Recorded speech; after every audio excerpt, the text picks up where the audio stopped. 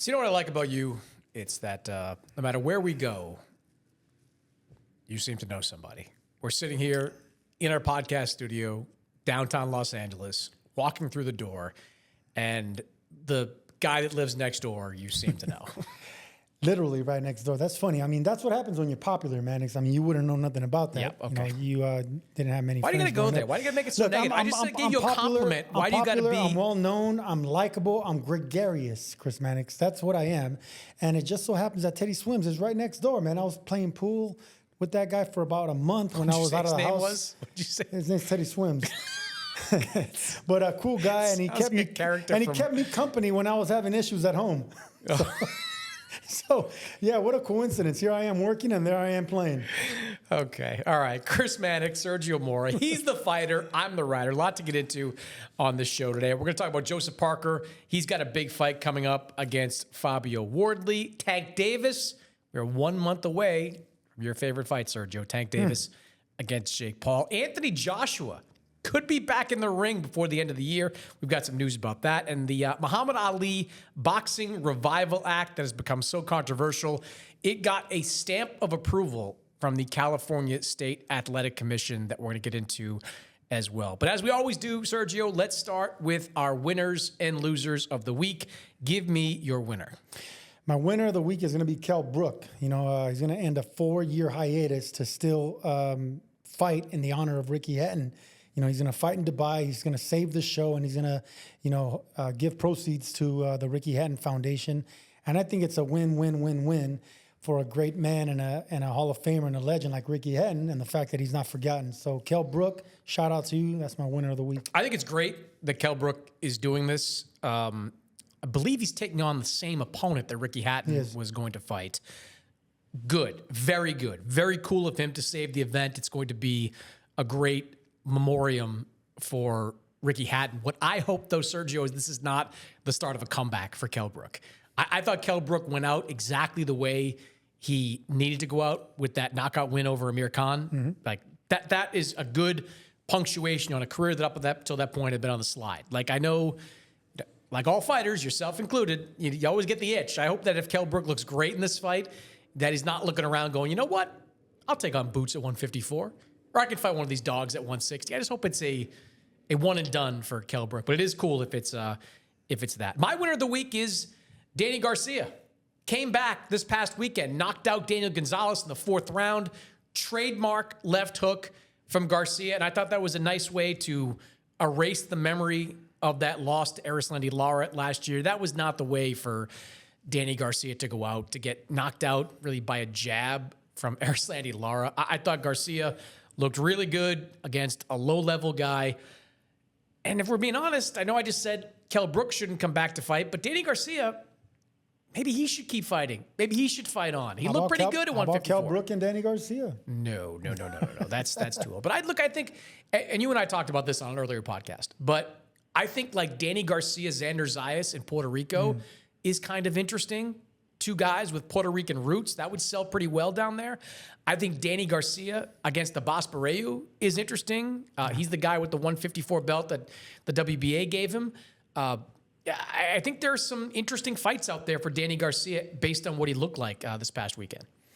Danny Garcia, I mean, I've been praising him, it seems like the last couple of months. And the discussions that I have that I think he belongs in the Hall of Fame has been, more people are talking about it. A lot of people think that he doesn't deserve it. A lot of people think he's at the cusp.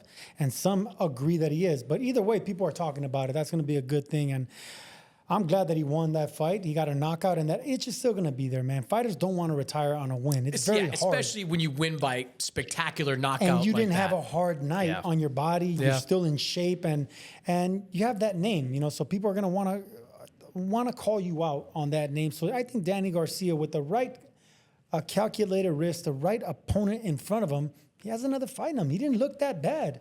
Could Danny Garcia right now beat Xander Zayas?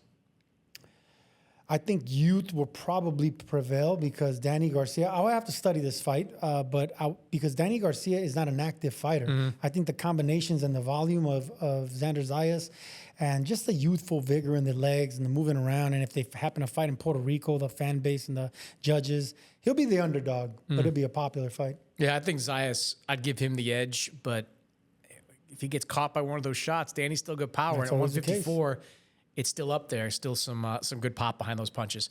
My loser of the week. No, your loser of the week is first, right? Who's your loser of the week? Well, from one Garcia to another. I mean, I got to say, Ryan Garcia is my loser of the week. I think the way that he's responding to Oscar De La Hoya, his promoter, with tough love. I mean, Oscar sent out a tweet saying that, Ryan Garcia really needs to just shape up. He just needs to get his stuff together, stop whining, start complaining, to pretty much get his affairs in order, get his career in order. And that way Oscar could promote him the right way. It was some tough love, and Ryan Garcia reacted wrong. He sent out a tweet of his own with his massive following, bringing up the high heels and the dressing of Oscar De La Hoya again. It wasn't the way to go, man. He should just be quiet, be in the gym instead of being out posting things with John Jones and other stuff. So I just think Ryan Garcia needs to really focus on boxing. He's coming off a loss. He's not hot right now. He's cool. So he should be taking the criticism and working hard in the gym quietly instead of just, outbursting every time someone mentions your name. Yeah, well, it's not someone mentioning your name, though. It's your promoter mentioning your name. And you got to take into account the history between Ryan and Oscar. This has been a volatile fighter-promoter relationship, maybe the most volatile we've seen in recent years. And I'll ask you this, because Ryan's brought this up, and I tend to agree with him.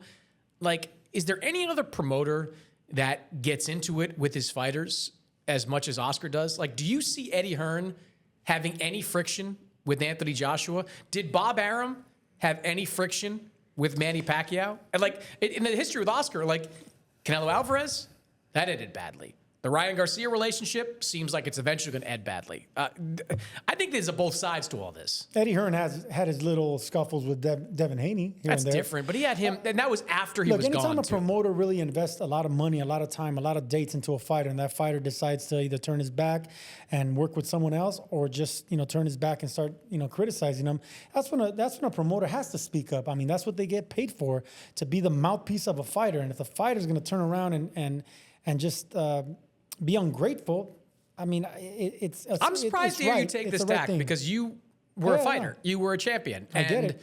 You're siding with the promoter in all this. On this case, I am, because, like I said, Ryan Garcia lost to Rolly Romero, a fight that he wasn't supposed to lose. He's 1-2-1 in his last 4 fights. Ryan Garcia is not a winner right now. He hasn't even won a world championship. So let this man, Oscar De La Hoya, who, he has a lot of skeletons in his closet. Everyone knows his past. Why do you got to keep bringing that up? You haven't amounted to anything that man has amounted to in boxing. So until you pick up your first strap, let alone 6 or 7 divisions that Oscar did, then you should just stay quiet, work hard in the gym, and really get back to where you belong. And that's a top spot, because Ryan Garcia is the top fighter. But right now he's just going the wrong direction and not winning.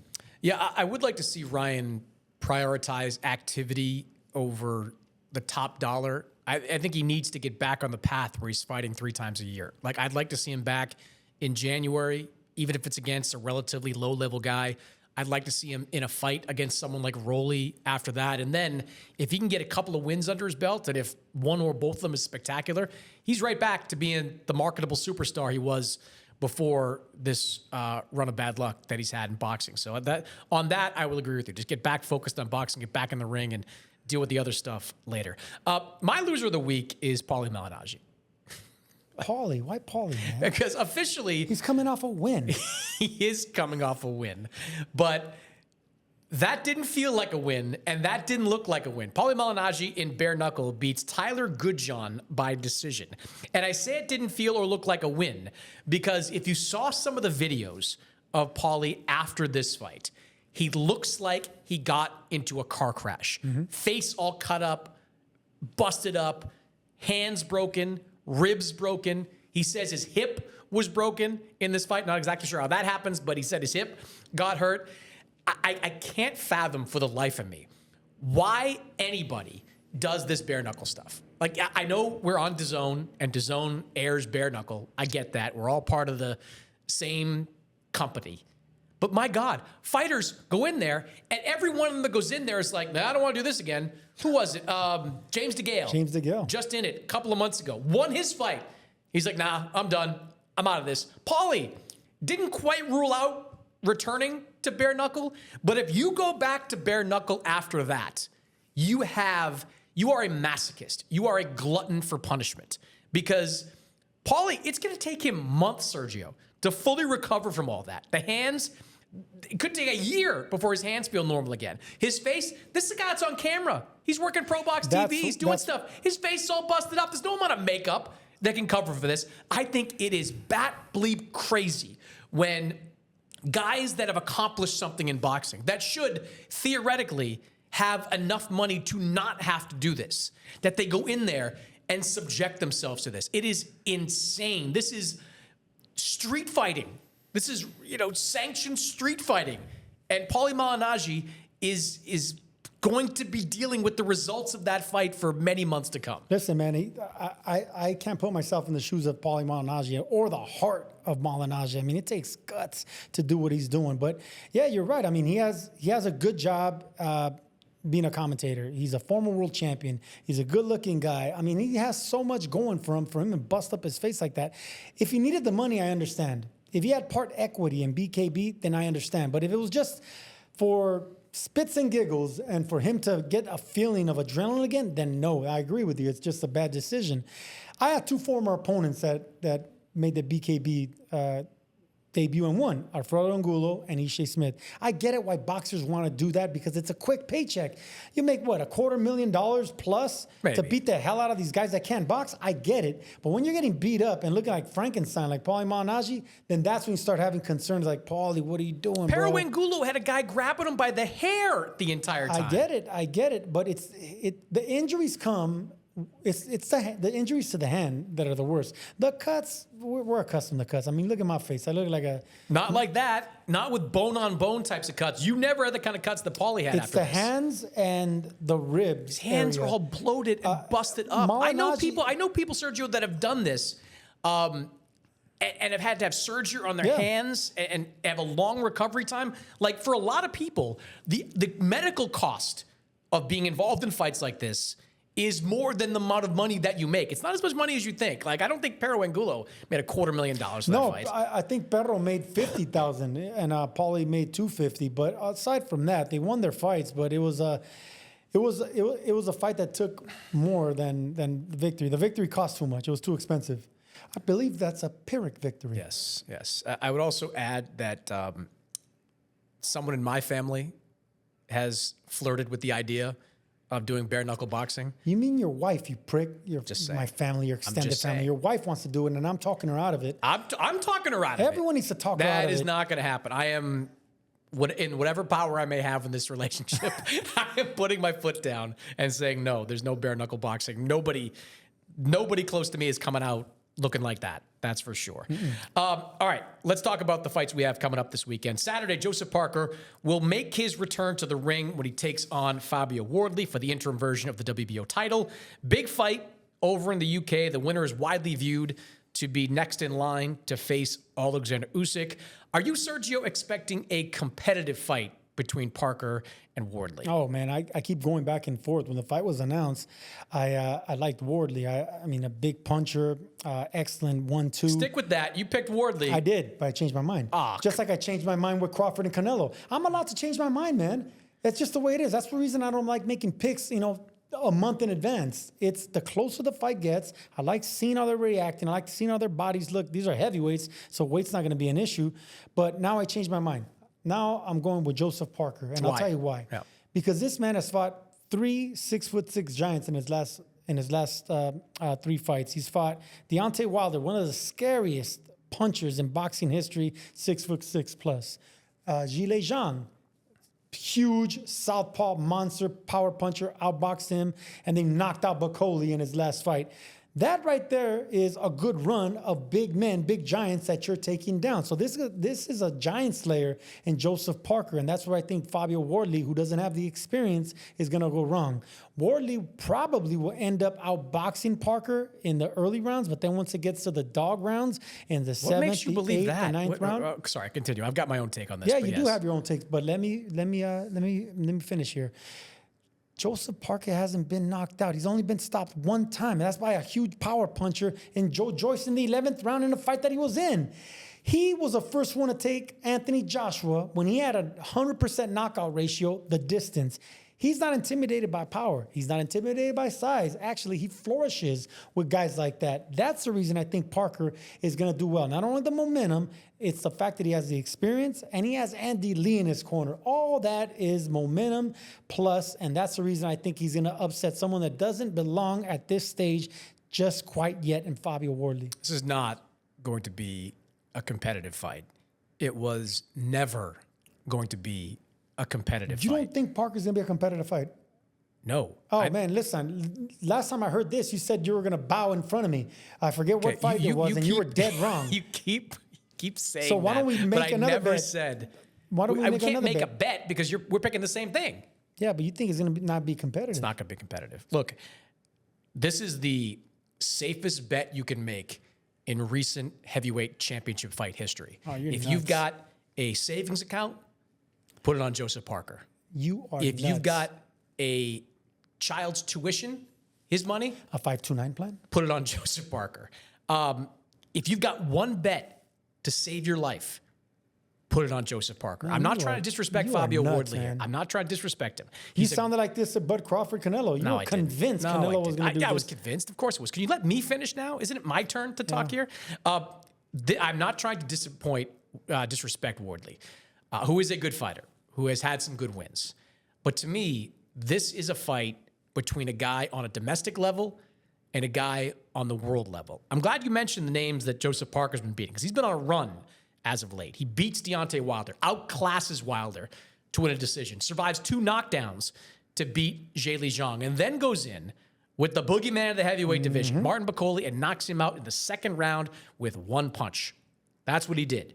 Joseph Parker under Andy Lee has made the kind of strides that you rarely see from a fighter that's experienced, championship level guy going to a new trainer. Like a recent comp I would make is like Miguel Cotto going to Freddie Roach. Freddie Roach got something new out of Miguel Cotto. Andy Lee has dragged something new out of Joseph Parker. I think Joseph Parker is the better boxer by a lot.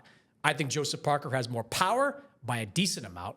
And I think Joseph Parker's got the better chin. Like the wins that Wardley has, not bad. But remember, he was life and death with Frazier Clark in the first fight. Beat him up in the second, but life and death. Could have lost that fight in the first fight. And would have lost to Justice Huny That's the one I was going to if bring he up. did not knock him out at the end of that fight. And if Parker and Andy Lee, which I'm sure they watched that fight, who'd he hurt him to the body? Anytime a big man can't take a body shot, that's going to be the MO of a smaller fighter, of a shorter fighter, less powerful fighter. So I agree with you that Wardley is untested. There is some holes and chinks in his armor.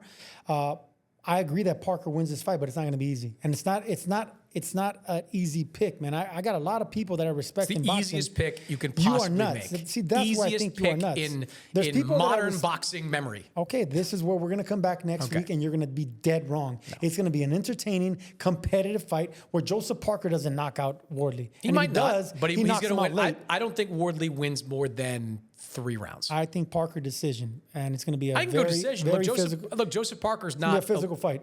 Joseph Parker, the Bakole fight aside, is not a one-punch knockout type of guy. So I think but Joseph Parker is a former world champion who's been in with the best of the best. Fabio Wardley, what do they call the guys with no amateur experience over there? White-collar fighters that doesn't have a deep amateur background, and has not faced top competition up until this point. His best wins are against Frazier Clark and Justice Huny. I'm telling you, Joseph Parker is a big jump for him in level of competition. I think Joseph Parker dominates. Might be a decision. I think he dominates. Do you believe Joseph Parker's long in the tooth? No. Do you believe that even at 33 years old, he's older than his age and those fights, those physical fights? Physical fights, what are we like? I mean, I'm just saying. The I'm Zhang trying fight to, was kind of physical. I I'm didn't think trying the to play Wilder devil's fight was all that advocate. physical. I'm trying to play devil's advocate here. A fighter can get old overnight. Yes, he's only 33 years old. But 100% when you have fought the absolute best since 2017 when he fought an unknown Andy Ruiz. I mean, It was a lifetime ago. It doesn't matter. All I'm saying, he's been fighting championship opponents since 2017, and he doesn't get stopped. And the one time he got stopped was with Joe Joyce, a monster who was undefeated at the time, in a competitive fight. This Parker will go down swinging. That's what I love about him, man. He's not going to get into a slugfest with this guy. He's going to outbox. Do you agree? And I know you're a big Andy Lee guy. Do you agree he's looked like a different fighter with Andy Lee? Yeah, but there comes a time where if he's not 38, he's 33. There comes a time where if the boxing doesn't work, you have to fight. And Parker has a lot of fight. I don't know why. I'm going to bring back to something you said. You said Fabio Wardley could win the early rounds. Based on what? Size, he was losing those rounds against Justice Huni. Size, and I like the way his power is. He doesn't have to bring back his long arms. You know, he's 6'6". He's a big, strong puncher, but he kind of he punches where he doesn't bring back. He doesn't have to recoil his shots, and he leaves them out there. So, I'm trying to bring up a heavyweight that used to do that, where George Foreman. We're not comparing Fabio Wardley to George Foreman. Comparing him to George Foreman. You just did. But George Foreman would be like very stiff, right? Very long. And he wouldn't have to recoil his punches to be a heavy puncher. That's all I'm saying that Wardley has. Well, he has quicker hands than Foreman, but, you know, he just pops you like that, you know, and kind of like Foreman knocked out Moore where you have to recoil it back. That's what I mean. That's the type of dangerous puncher Wardley is. He's quick-handed, and he doesn't have to really pull him back to hurt you. I think Joe Joyce is a better comp for George Foreman than Fabio Wardley is. At that before punchers, you know, those kind of guys. Yeah. McCauley is kind of like George Foreman. They were both stiff though. They were both stiff, but Wardley has quicker hands. All right, I think it's a wide fight between. We'll find out next week. Parker and I'll say I told you so. Wardley. Yeah, you will no matter what. All right, we're less than a month away from Jake Paul, Tank Davis. And Sergio, a lot of people are still griping about Davis's decision to take this fight. Lamont Roach has been blasting Davis, saying Davis violated his contract by moving ahead with the Paul fight. Good luck enforcing that one. Tank will be 31 years old next month, but a lot of people believe this will be his final fight. So, Sergio, I'll ask you this. Do you think we will see Tank Davis in the ring again after November 15th, or 14th, I should say? Does he come out of that fight a winner or a loser? I don't know. Do you think he's going to come out a winner? It comes down to that. If he loses to Jake Paul, then he's going to hide in the dark and disappear from boxing. And that big monster payday, he's going to live his life, you know, in comfort. Now, if he beats Jake Paul, if he knocks him out on Netflix, do you think he's going to knock out Jake Paul? No, I don't. But if he does, I'm just saying, if he knocks out Jake Paul, a very popular troll / promoter that everyone knows, you know, and if he can knock him out on the big stage like that, Tank Davis is not going to leave, you know, another $50 million on the table, or maybe $50 million plus on the table, especially if he has those fights that people want to watch. You know, the rematch with Lamont Roach. I mean, he has a bunch of fighters to choose from. He can always go back and have a rematch with Ryan Garcia, the battle of the guys that never won a world title at that weight division. Yeah, I don't think he disappears if he wins. But if he loses, I think his mental health struggles, I think his personal lives, and the boatload of money that he's about to make, he'll sail off into the sunset. Yeah, I mean, if he loses a decision in an ugly fight, which I think is definitely on the table, I don't think that takes him out of play. I mean, Jake's going to have 40 pounds on him, maybe 50 pounds on him on fight night, depending on what weight Tank comes in. Of course, Jake's going to rehydrate from that weight limit too, so he's going to be up there as well. I think if it's a competitive decision loss, I don't think that removes him from the mix. I do think two things are in play. One, what's going to be the motivation for Tank Davis? Like, he's not going back to 135 pounds. Like, you're not fighting someone like Jake at 150, 155, and then squeezing back down for like a quarter of the money to fight Shakur Stevenson. That's not going to happen. But could we see Tank in a fight with someone like Manny Pacquiao at 147? Yes. Possibly. Could we see him in a fight against like a Teofimo Lopez at 147? No. Maybe. Maybe. Look, it's a marketable fight. Teofimo was a former 135er. So I think that's possible. So I agree with you. I think it's how the fight between Tank and Jake plays out and what are the options for him at 147 and above. I don't believe he's going back down to one of those lighter weights. I can't envision him, you know, cutting that weight once again, especially Lamont Roach stuff, that's dead and buried. He's never going to fight Lamont Roach again. But Teofimo, Manny Pacquiao, a big fight like that, if it goes reasonably well for Tank against Jake Paul, I could see him coming back for that. I could see Tank fighting Devin Haney because Haney's not a big puncher. Haney's another one. That'd be above 147 too. I don't see him fighting Teofimo. Teofimo would beat Tank Davis. That's another fighter that would beat Tank Davis. A lot of guys would beat Tank Davis. I think everybody probably stylistically beats Tank Davis. Now, a puncher's chance, Tank's going to knock out all these guys if he lands that punch. Jake Paul's just way too big. I think Devin outboxes him. I don't know if you remember, we're in Saudi Arabia when Mike Tyson was going to fight Jake Paul, and you asked me the same question, what do I think? And I said, it's a circus. I think he's going to make him look old. I think it's going to be an embarrassment, and all that came to fruition. Once they get in the ring, Tank and Jake, you're going to see what kind of clown show this is. It's going to be a small person in Tank who's 5'5", Mannix. He's not a big guy. 5'5" against a 6'1" cruiserweight or heavyweight. By the time he rehydrates, it's going to be another circus act, another clown show. You might even see Jake Paul kind of do the bolo punch and play with Tank Davis because he's that small. It's going to be a cartoon. Jake Paul has all the advantages here. If he outboxes Tank, Tank's not going to fight again. But if Tank can land lightning in a bottle and knock out this guy, then yes, I could see him picking up another monster check coming off that win. I just think I can't envision a scenario where Tank knocks out Jake Paul. Because body shot. Maybe. He's going to be eye level to his torso, probably. So body shot. That's maybe, yeah, I could see that. You know, he knocked out Ryan Garcia with a body shot. But like Jake, say what you want about guys like Chavez Jr. and some of these other guys, the bigger guys that Jake's fought. Pound for pound, Tank's a better puncher than all of them. But straight up, like, I think Chavez hits harder than Tank. Oh, yeah. Like, I think a straight shot from Chavez is more potent than a straight shot from Tank. Look, I've given credit to Jake Paul. I've also taken a lot of credit away from him. Yes, but if you think about the trajectory that he's having from all the sideshows with the non-boxers that he's been beating, but then he has a former champion in Chavez Jr. If he could take another former title holder like Tank Davis and then say he jumps up and finally fights Anthony Joshua, that'll be a perfect trifecta of a YouTube, like for a YouTube star, to have those three names, 3 different categories. I mean, then everyone has to just bow down and say, man, you know what? Checkmate. Checkmate. This man beat boxing, beat the haters, beat all the critics, and he took everyone down and is laughing all the way to the bank. If he could have those 3 names, a Mexican, a Tank Davis, and a former 2-time heavyweight champion in AJ. If you can do that, Jake Paul, I will bow down to your feet. I think if he gets in the ring with Anthony Joshua, he gets respect no matter what. Like, because regardless, let's get past Tank first. All right. I honestly have no idea what this Tank fight is going to look like. My prediction all along is that it looks something like the Logan Paul Floyd Mayweather fight, where Logan's size is just so overwhelming, and even though Floyd got his shots off, Logan was just smothering him at times. I think that's what Jake could do with Tank Davis. All right, you mentioned AJ. It's a good segue there. Eddie Hearn has steadfastly refused to rule out an Anthony Joshua return over the last few weeks before the end of the year. And now it seems like there is a plan in place for Anthony Joshua to return before the end of the year. Eddie Hearn suggesting that AJ could return on an undercard, either December 13th, the Diego Pacheco headline show in Stockton, California. You and I will be there. Or December 27th, which is the Naoya Inoue scheduled fight card over in Saudi Arabia. AJ has been a 2-time heavyweight champion of the world. He has been a unified heavyweight champion. He is still one of the biggest box office draws in all of boxing. What do you think of this idea of AJ fighting on an undercard?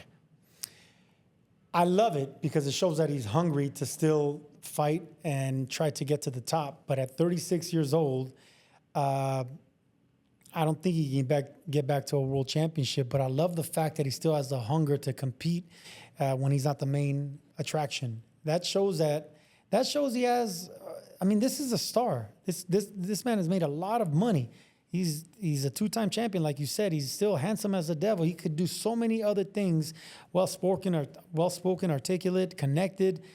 This man's everything you could think of. But to swallow your pride that much and go from Wembley Stadium and all these big arenas all over the place, and then to fight on an undercard, I don't know with who, it shows character in Anthony Joshua. And I've always said, Joshua has character. I've questioned his heart. I question his chin, but I've never questioned his intelligence and his character and just the man that he is. Those three things I can't question. So I love the fact that he's doing this because champions, and including myself, had to do that in order to get back to the main event slot. I had to fight on undercards. I had to fight on swing bouts on HBO. I had to do all this in order to get back to a title shot with Daniel Jacobs, but I swallowed my pride. I went from making high six figures to, low five figures, and I'm just admitting that right now. But I got back to where I wanted. I got back to where I once belonged. You know what I'm saying? And it feels good when you do it, but when you doing it half-assed at 36 years old, when you've already been stopped like Joshua, that's when you start raising red flags. Like, why are you really doing this? Definitely not for the money. So why is he really doing it? I mean, titles at this point are irrelevant to the bottom line for Anthony Joshua because whenever he fights in the UK, it is an arena or a stadium fight. If he fights Tyson Fury, nobody cares if there's a title on the line. He has transcended those world titles. So I think that needs to be taken into account. I would say that I do agree with you that I like it that AJ just wants to get out and fight because that's what he needs more than anything. He has become, over the last 5 years, basically a once-a-year fighter. He has not fought since September of 2024, and in that fight, he was beat up. He got beat up and knocked out by Daniel Dubois. For the last year plus, that has been the lasting memory of Anthony Joshua. It's like we just talked about Danny Garcia. You got to get that memory out of people's minds. And even if you're going out there and fighting in Stockton, you imagine AJ fighting in Stockton? No. AJ fighting, if you go out and fight in Stockton and you fight like Byron Polly. Byron Polly was a guy who fought out of like your cousin. Midwest. No, he's not. But even if you fight just some guy, Joey DeVecco, like somebody like that, even if you fight one of these journeymen, don't sit there and say Joey DeVecco would beat him. Don't do that. Stay away from Joey DeVecco. Okay. But if you fight, you get my point. Even if you're just fighting somebody that is no competition whatsoever, that's good. You got to start to get some momentum back. AJ, when he made that first comeback after the second loss to Alexander Usyk, when he fought with Derek James, he fought, 3 times or 2 times before he got into a world title fight. That was smart business. This would be good business. This would be good for AJ to get back out. He gets a win at the end of this year. The W goes on his resume. Maybe he comes back in like February again on a smaller show. Like Anthony Joshua, when he fights, it's just a big event. You got to you got to put together a good opponent. You got to find a big arena or a big stadium. I think it'd be great for him. I think it would be, to bring it back to Stockton, so weird if like AJ's second fight in the U.S. is in Stockton, California. Why are you bringing up Stockton again? Because that's the last Matchroom U.S. show. Oh, I get it, but have you ever been to Stockton? Yes, I have. I've covered Gabe Flores fights there. That's the home of Gabe Flores. You know, it's where Pacheco was fighing, right? I do know that, but yeah. Sometimes I don't know if you're aware of like what's going on in this business. I do know where Stockton is up north, but I know you know where it is. It's in California. Yes. I know that. Okay. I can't.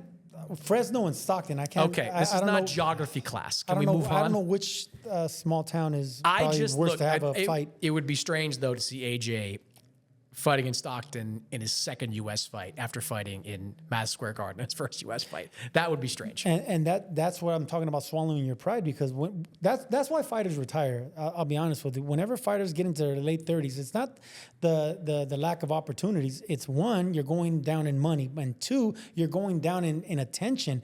Fighters as big as Anthony Joshua, once they start taking losses, they don't want to be on undercards. They don't want to be considered, an average Joe. They were mega stars. They were at top of the line, top of the food chain, and it takes a lot of pride to swallow, man. You really stars don't do that, man. I'm trying to think of a heavyweight champion of the world that had to swallow his pride and come back.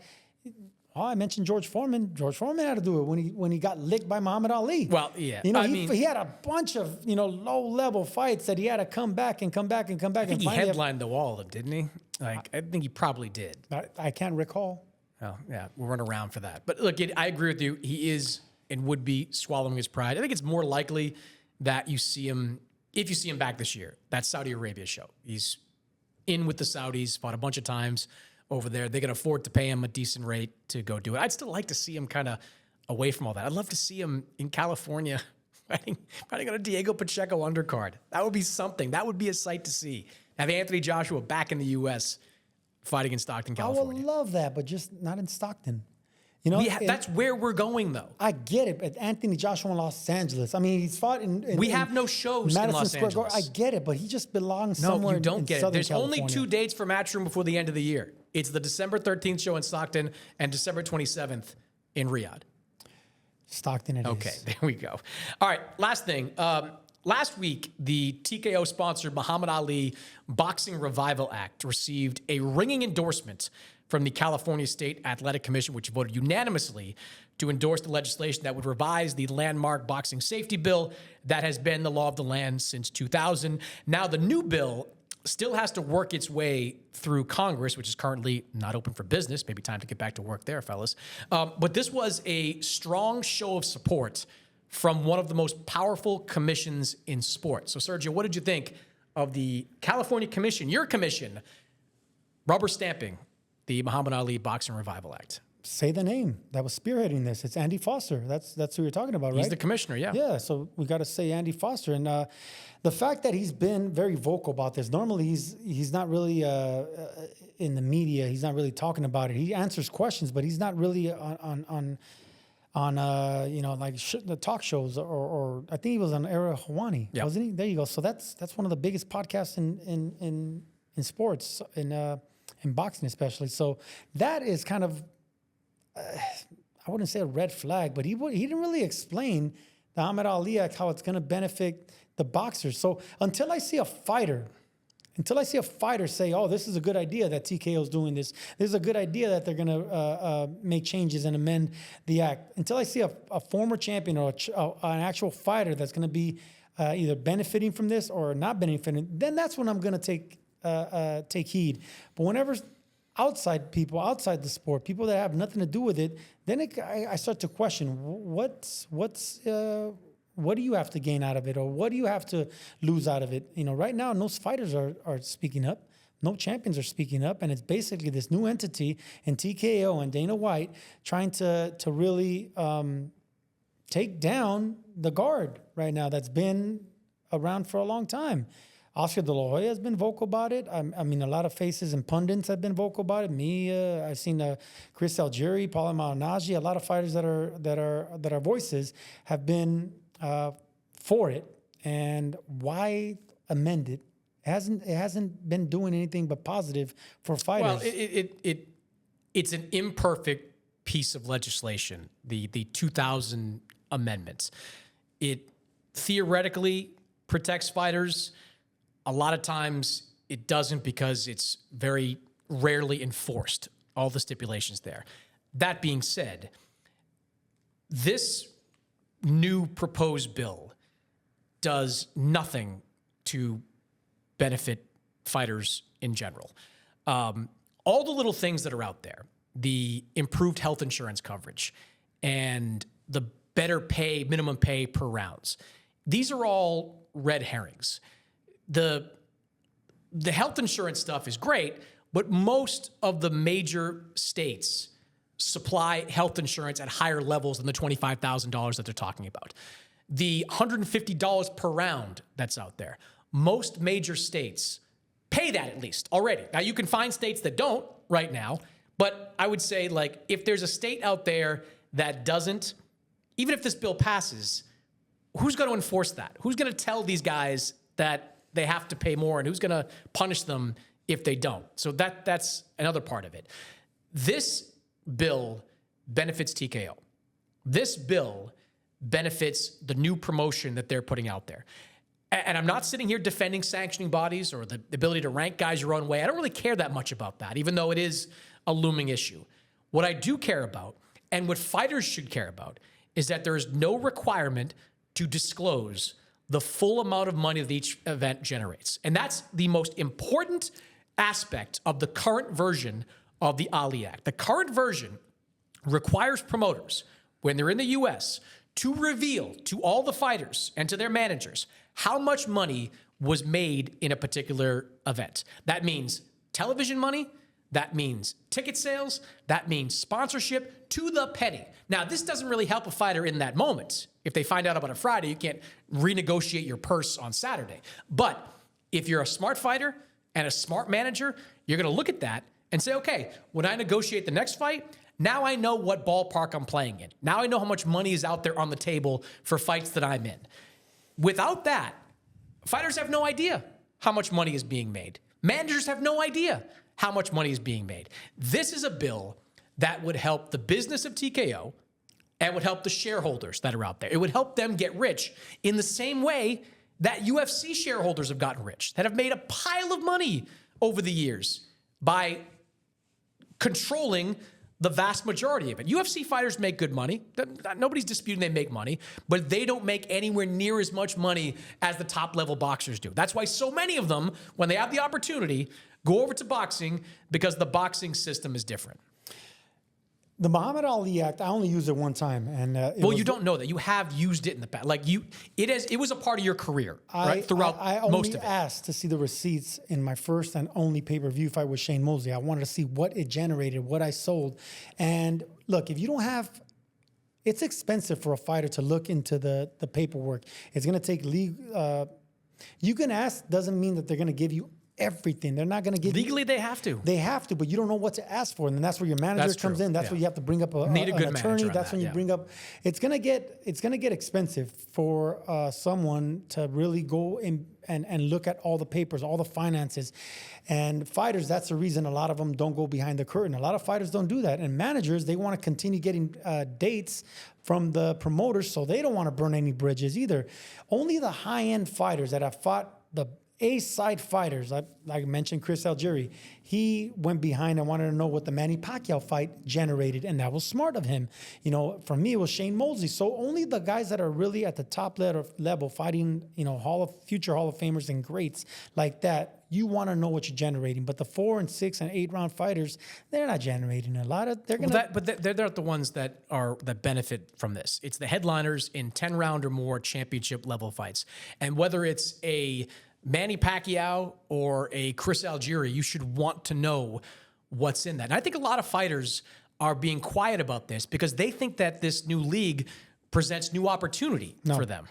They're not being quiet about it because fighters just are being quiet. Sergio, hold on. I was on that call. I was on the call for 2 hours last week. Not one active fighter called in. Not one promoter called in. Not one boxing manager called in.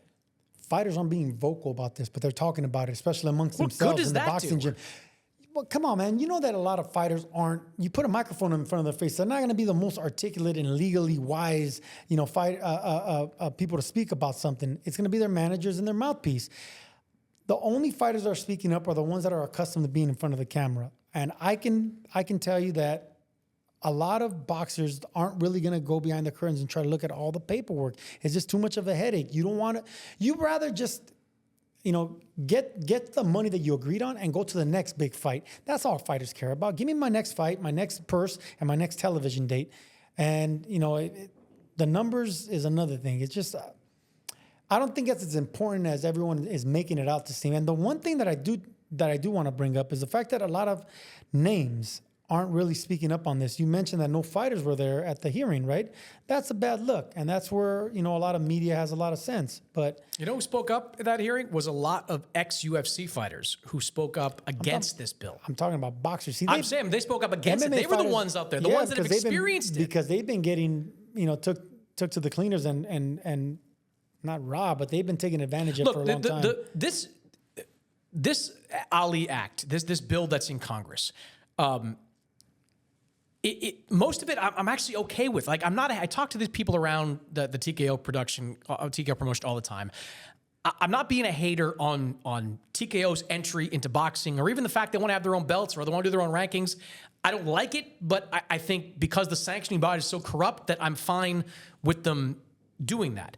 If they would just take this part out, if they would say, okay, we will abide by the financial disclosures of the Muhammad Ali Act, I would be its most vocal advocate. I'd say, great. But they won't do that because you can't build a UFC-type company without that sort of secrecy that comes with not having to disclose all the financials. Now, they may say we abide by the disclosure that the state commissions require, but that's not the same thing. There's far more in the financial disclosures of the Ali Act that are in the State Commissions Act. So all I'm saying is, like, you've got to, if you keep that in, I think it's bad for boxers and it's bad for boxing. If you take it out, I think everything else is fine. Now, let me just say one more thing about this commission ruling. Like, this commission ruling means nothing. It has no enforcement ability whatsoever. Like, this bill has to go through Congress. It's supposed to pass 2 houses, get the president to sign it. We'll see what happens. I wrote about this last week. Like, it's never going. This bill is never going to get a straight up or down vote. It's going to wind up in like some kind of omnibus package and attached to a tax bill or something like that, and just get shoveled through. It's never going to be a straight up or down vote. But what this commission did by going 6-0 in favor of it is it probably gave the 52 congressmen in California and the 2 senators reason to say, you know what, if the California commission is for it, I might be for it as well. Like, they're a bigger fish to fry, I think, in Washington. Like, if this comes up for a vote and these guys don't want to do all that much research on what this means and what it doesn't mean, who it's for and who it's not, the California Commission saying we approve this unanimously gives them reason to say, you know what, fine. It's good. If it's good with them, it's good with me. That's the influence of that vote. Well said, Mannix. Man, once again, you inspired me. I think you missed your calling. You should have been an attorney or something, or a politician, not a writer. I mean, that's pretty impressive. I mean, you really put it down into simple words for a boxer to understand. And this is the reason that boxers aren't vocal about this, because we don't know how to put it as eloquently as you have. Well, I think boxers need to be careful. Boxers, again, the biggest concern, the biggest thing I think boxers are looking at is that they're looking at this Paramount Plus TKO deal here in 12 dates a year or more, and wondering if they just keep quiet, right, then maybe they can get into that mix and make some money off. But long term, if you're not forced to disclose the money, that's a problem, a big problem. And it goes back to what I was saying. Boxers are in the business of fighting and not in the business of boxing.